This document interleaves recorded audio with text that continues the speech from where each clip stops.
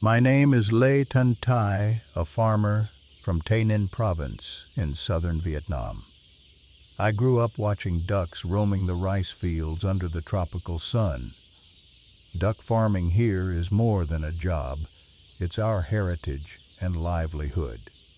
So, when I inherited a small piece of land, I decided to raise Cherry Valley ducks, CV 2,000 pounds SM3, a fast-growing breed known for high meat yield. I dreamed of a thriving duck farm with hundreds of white-feathered ducklings growing strong and bringing prosperity to my family. But early on, reality struck hard. I was inexperienced and overconfident, thinking I could raise these modern ducks just like the local breeds I'd known. I built a simple shed and let the ducklings roam on the ground, imagining they'd thrive naturally. I was wrong. In those first weeks, I could feel something was off. The air in the shed was damp and stuffy, the litter wet and smelly. Ducklings huddled together, shivering and peeping weakly under a single dim bulb I'd hung for warmth. A sense of worry gnawed at me, but I told myself it was just normal farming challenges. I had no idea that the Cherry Valley ducks needed special care and precise management beyond my past experience. I ignored the subtle signs, and that ignorance planted the seeds of disaster. Soon my worst fears materialized. One chilly morning, I opened the shed to a scene I'll never forget. Dozens of tiny ducklings lay lifeless on the damp ground, their once bright eyes now closed. The survivors were huddled tightly under the bulb, desperately trying to stay warm. My heart dropped. I felt as if I had failed as a caretaker. I rushed to gather the cold little bodies, hands trembling. The air reeked of ammonia from soiled bedding, burning my nose and eyes. I realized too late that the poor ventilation and wet litter had created a deadly environment. I buried the ducklings with tears in my eyes, each shovel of earth a painful reminder of my mistakes. It didn't stop there. In the weeks that followed, the remaining flock fell ill. A disease swept through, likely duck cholera pastorella. I later learned it strikes ducks over 4 weeks old with sudden deaths and symptoms like fever and diarrhea. Back then, I just watched in horror as healthy juveniles became listless and died within days. I had never vaccinated them, never even knew I should. One by one, I lost nearly the entire flock. The few that survived hardly grew. At 6 weeks, they were scrawny, far below the 2.3, 2.5 kg weight they should have reached. I sold those at a loss, feeling utterly defeated. Frustration and fear consumed me. Each night I lay in bed replaying every error I had crowded too many ducklings in a small space. I hadn't kept them warm enough. I'd let their water spill and soak the floor. Every quack that fell silent felt like a personal rebuke. I was a failed farmer, drowning in debt from feed costs and with nothing to show but heartbreak. I even considered giving up farming entirely. In quiet moments, I'd sit by the empty duck shed, the silence punctuated only by my regrets. It was in those darkest moments, on the verge of giving up, that I realized I had 2 choices: walk away or find a better way to raise these ducks. I remembered an old saying from my father: "The seed of success often lies in the soil of failure." With a deep breath, I resolved to learn from my mistakes and save my dream. Determined to turn things around, I sought knowledge with an insatiable hunger. I reached out to a government agricultural officer and a successful local duck farmer.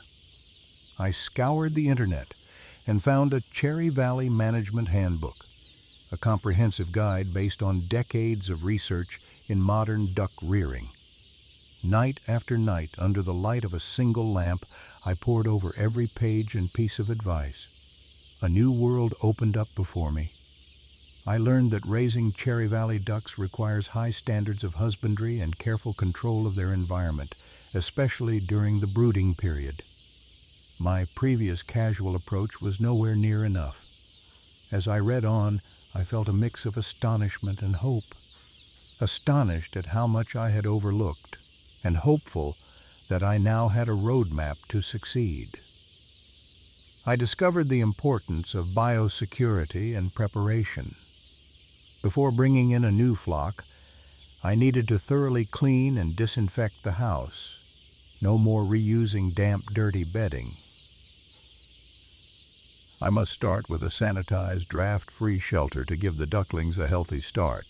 I also learned I should source day-old ducklings from disease-free parent flocks to avoid starting with weak or sick birds. The guide stressed keeping different ages of ducks separate to prevent disease transmission, ideally having only one age group on a farm. In my small operation, that meant I'd raise one batch at a time and clean out before the next. The more I learned, the more empowered I felt. I carefully wrote out a plan for the next flock, a complete technical process from hatch to market, this time done right.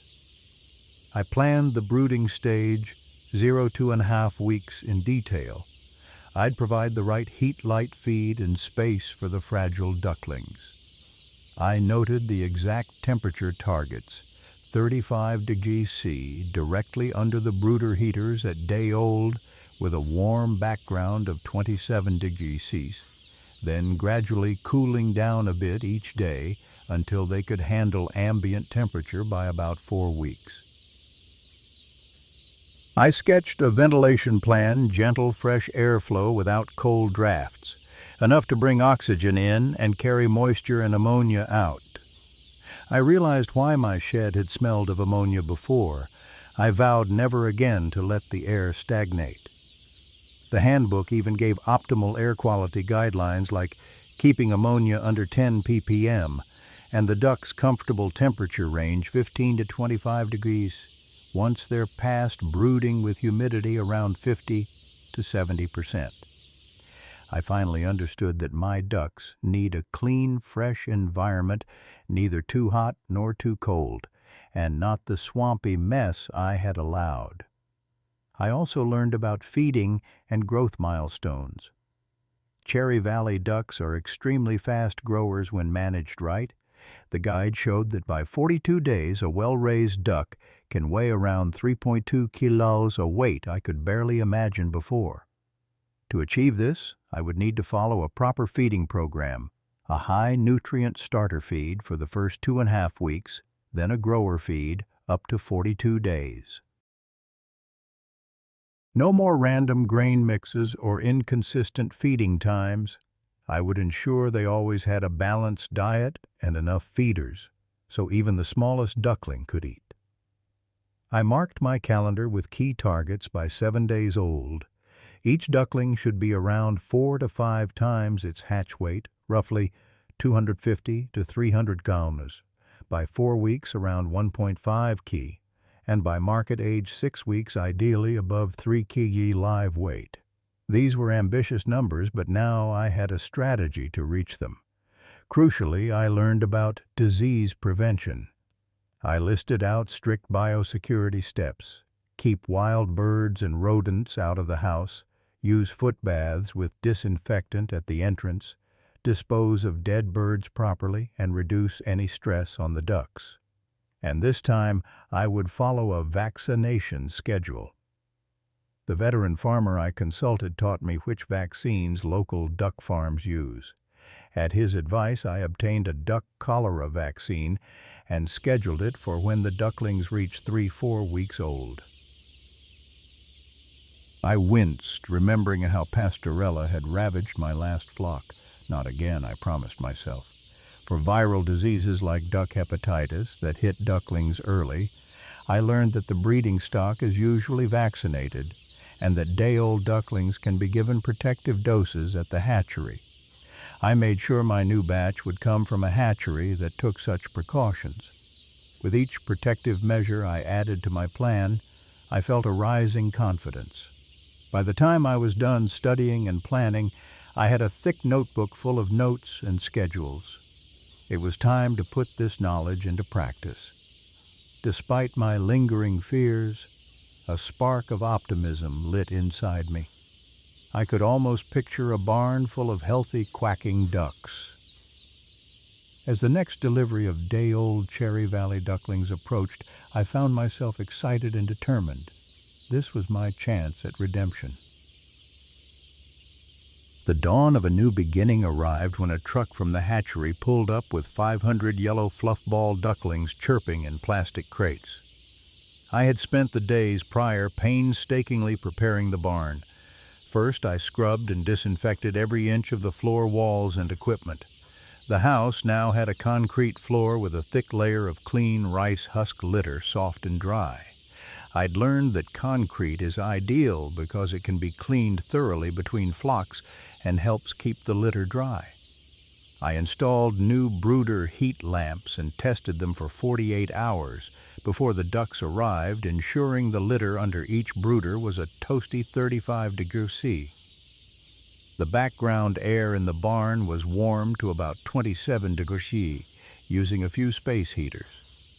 Stepping into the preheated barn felt like a cozy summer day, despite the cooler morning outside. I also hung a simple thermometer at duckling height to monitor the temperature easily. Next, I set up brooding circles using low partitions to keep the ducklings near the heat and prevent any chilling drafts from doors.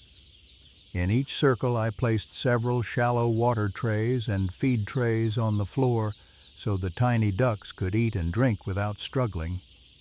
I remembered from the guide that day-old ducklings often arrive dehydrated from travel and must find water immediately.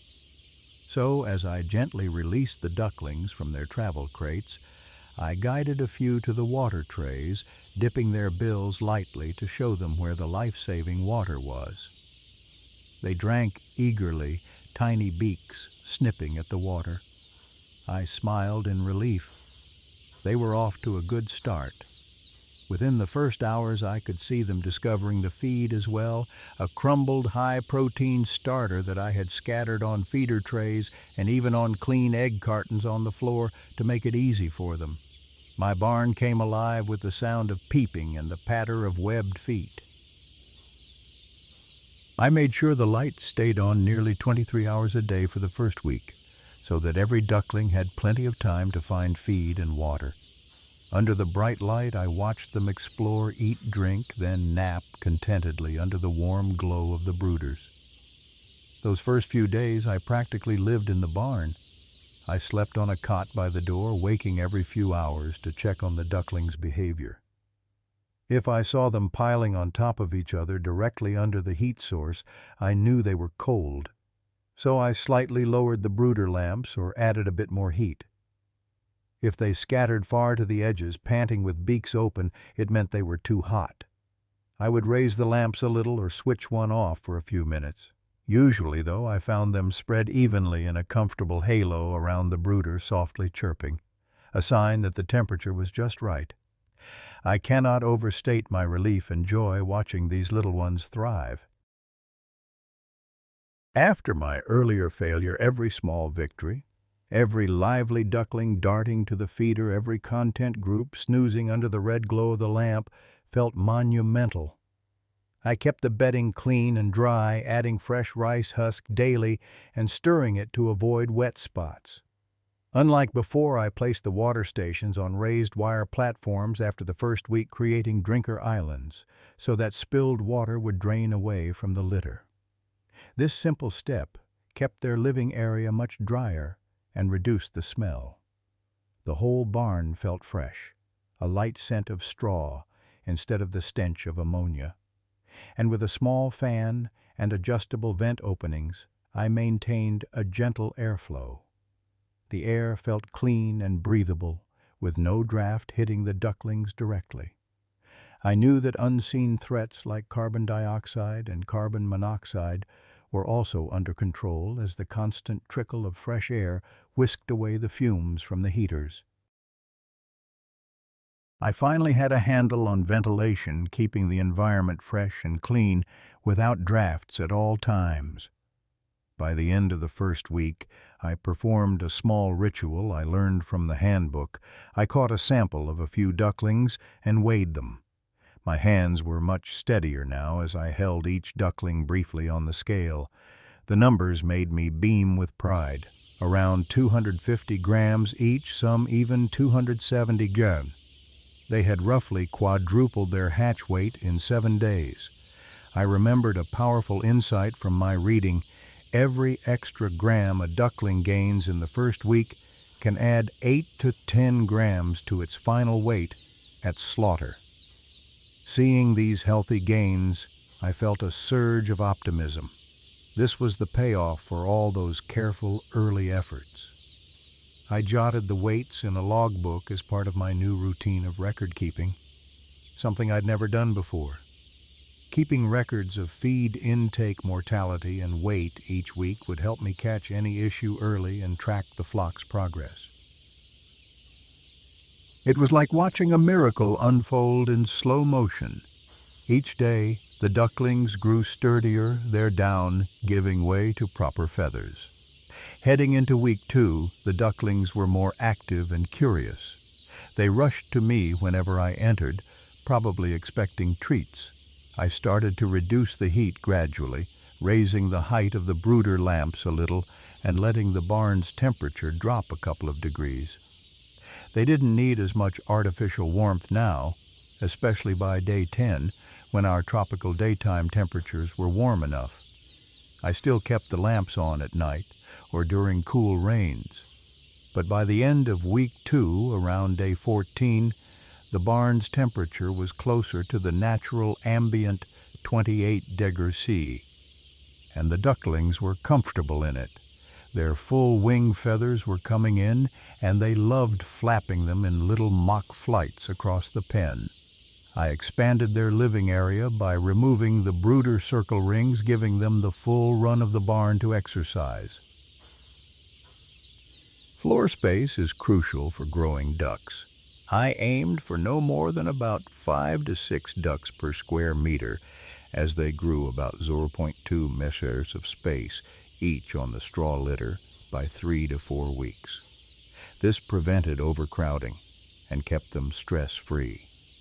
I also increased the feeder and drinker space accordingly, following recommended ratios like 1 bell drinker per 100 ducks and adding extra feed trays so none of the birds had to compete too hard for a meal. Watching them now, I marveled at the difference. In my first flock I had crammed too many under one brooder and in too small a space, which led to chilling and stress.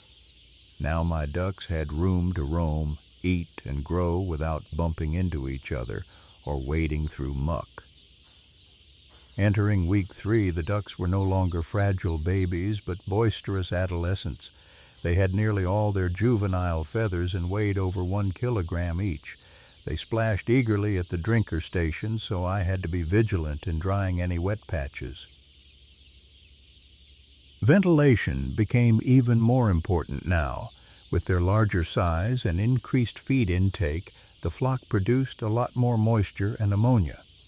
I cranked open the vents a bit wider and turned the fan on low continuously. The idea was to keep the air quality high. The target I kept in mind was at least 19% oxygen and under 10 ppm ammonia in the house air numbers I'd read as safe limits. I didn't have fancy sensors, but my nose and eyes told me it was working. No sting in my nostrils, no haze in the air, just a gentle, earthy smell of clean bedding. The ducks themselves were my best indicators. They were active with bright eyes and no signs of respiratory distress. Around day 18, I began transitioning their diet from starter to grower. I mixed some of the new grower pellets, lower in protein but higher energy, for finishing growth into their feed.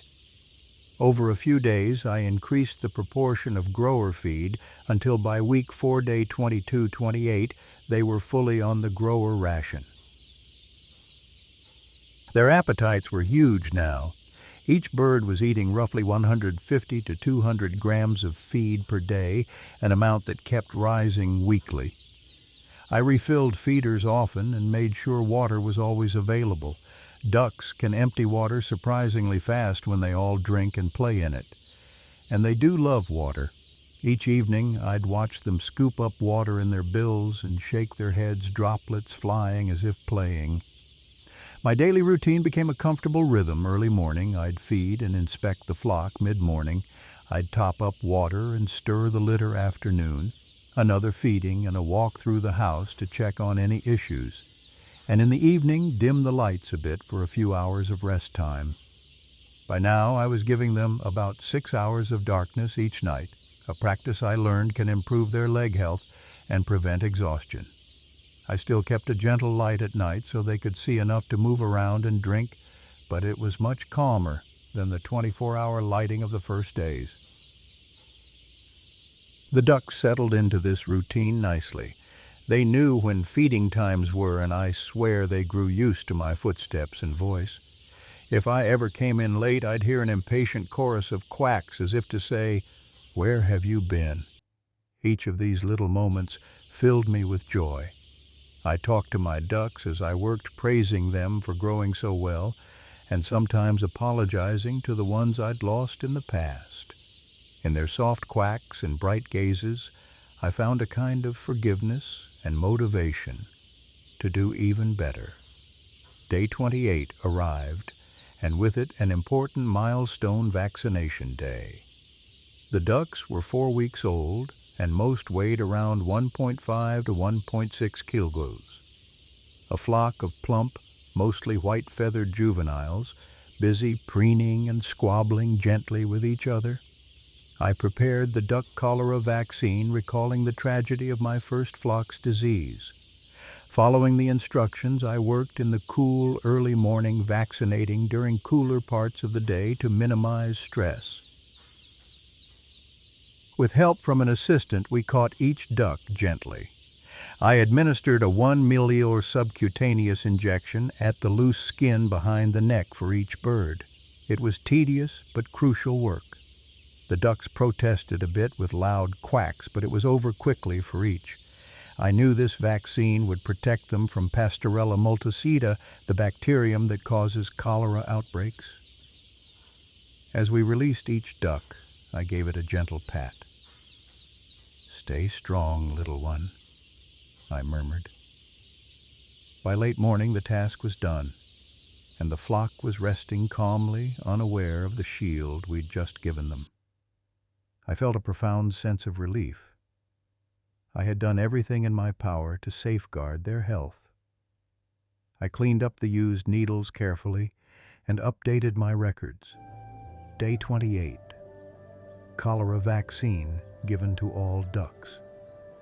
This was a far cry from my old careless ways. I was now running the farm like a professional, and it felt good. The final 2 weeks flew by. The ducks seemed to grow visibly by the day. Week 5 into 6, their breasts broadened and drumsticks thickened. They were eating over 250 grams of feed each per day by week 5, and their once soft peeps had long since turned into the deeper quacking of adult ducks. I continued to keep their environment optimal. Even as they grew large, I ensured the barn never got too hot if midday temperatures rose above 30 degrees. I turned on fans and even sprayed a light mist of water in the air for evaporative cooling. I monitored that no sudden cold drafts entered at night. I added fresh bedding regularly so they always had a dry, comfortable floor. The drinker platform kept most spillage away from their resting areas, and I placed low fences to keep them from splashing water directly onto the litter. I also remained vigilant for any sign of illness. Any duck that looked sluggish or wasn't eating, I would examine immediately. Fortunately, those cases were rare, and usually just a bird resting after a big meal.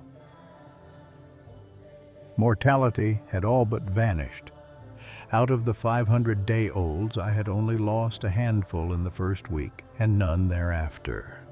This was a huge improvement from my previous failure, and it lifted my spirits daily. In the evenings, I often found myself just standing in the middle of the barn, surrounded by the now nearly full-grown ducks. Some would waddle up to peck at my boots or tug at my pants looking for treats. I couldn't help but laugh. These ducks were not just livestock. They had become a symbol of my redemption. Each one was alive and thriving because of the care I had given, and that thought filled me with a quiet pride. At 42 days old, my Cherry Valley ducks were ready for market. The farm that had once been a place of sorrow was now brimming with life and accomplishment. In the golden light of early morning, I walked through the barn for the last time this cycle. The ducks crowded around, quacking and flapping. Their white feathers gleamed with a pearly sheen of good health. I randomly weighed a few on my scale, approximately 3.3 kilos live weight, a fantastic result. They were even heavier than the average I had expected. I felt a swell of joy and pride. I had raised industry-quality ducks, the kind of sturdy, heavyweight birds I used to only hear about. Soon, the buyers arrived with a truck to collect the flock. As we gently herded the ducks up a ramp, I found myself talking to them. "Go on, beauties, it's your time." It was a bittersweet feeling. After all, I had tended to them for 6 weeks, and I was attached. But this was the purpose of my work, and seeing it come to fruition was deeply satisfying. The buyers nodded in approval at the uniform size of the ducks, and I knew I would get a good price this time. No more selling at a loss, no more desperate bargains. This was success. When the last duck was loaded, I stood by the road as the truck rolled away toward the market, the sound of my ducks gradually fading into the distance.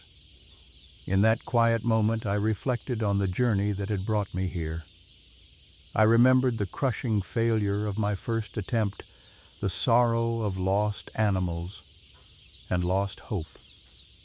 And I remembered the spark that pushed me to try again, the knowledge I gained, the changes I embraced. I thought of the long nights preparing the barn, the vigilance of those first weeks, and the dedication each day to doing things the right way. It struck me how much I had grown along with my ducks. My confidence was reborn from taking control of every detail: temperature, humidity, feed, water, sanitation, vaccinations, all the technical pieces that come together to create a healthy flock. Each of those pieces was an act of care. In learning to raise ducks properly, I discovered the power of patience and love for the craft. I looked out at the empty barn and could almost hear the echo of tiny ducklings peeping from weeks ago and the answering chorus of the mature flock just this morning. This cycle of life from hatch to market had become more than a farming process for me. It was a personal transformation. I went from a naive, struggling farmer to a knowledgeable, confident one. The hardships had tested me, but they also taught me. I now understand that every successful farmer faces challenges. What matters is how we adapt and learn. As I unlatched the barn door to begin the cleanup for the next flock, a gentle breeze carried a few white feathers around my feet. I smiled, imagining the next generation of ducklings that would arrive, and I silently thanked the ones that just left for all they had given me. Before I left the farmyard, I took one last look at the sun rising over the lush fields of Tainan. My heart was full. I whispered the words that had become my mantra words that encapsulate everything this journey taught me. Farming is a journey of patience and love.